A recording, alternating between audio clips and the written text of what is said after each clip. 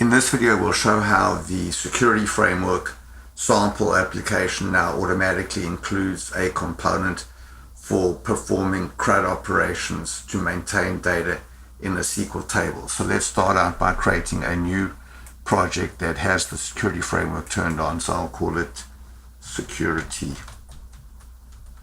demo, and I'll turn on the security framework.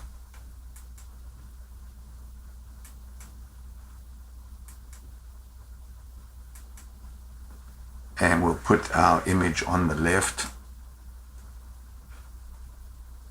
So let's go now and do a live preview on this. So we'll use the login, we'll show the login page. Go here, and we're going to log in now as an administrator, which is user1 at alpha.com.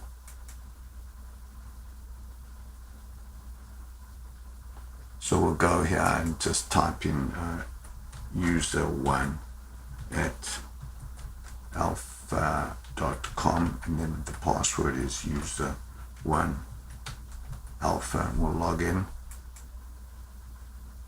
So you'll see now that the sample app includes this new menu item called edit data in a SQL table, and at this point we haven't yet specified the choices for the drop down. So let's go ahead now and modify the drop down to include a connection string from our project.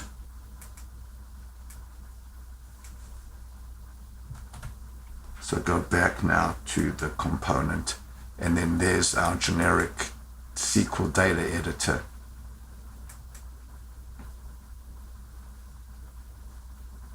So we'll go to the connection string and we'll go to the choices here, and we'll paste in a connection string.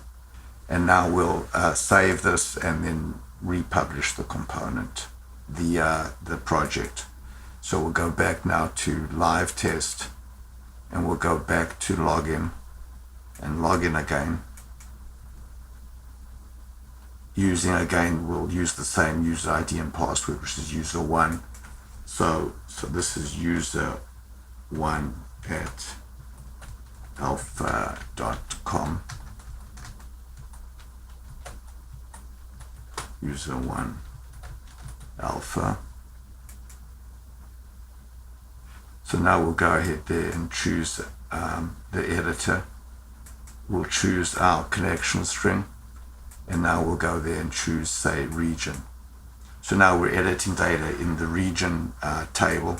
So let's go there and make an edit and then save this edit. So now we'll go to a different table. So we'll go to, say, the orders table. So now we're looking at the data in the orders table. There are 830 records in this table, paginated to 100 records per page. So this is all of the data on page 1.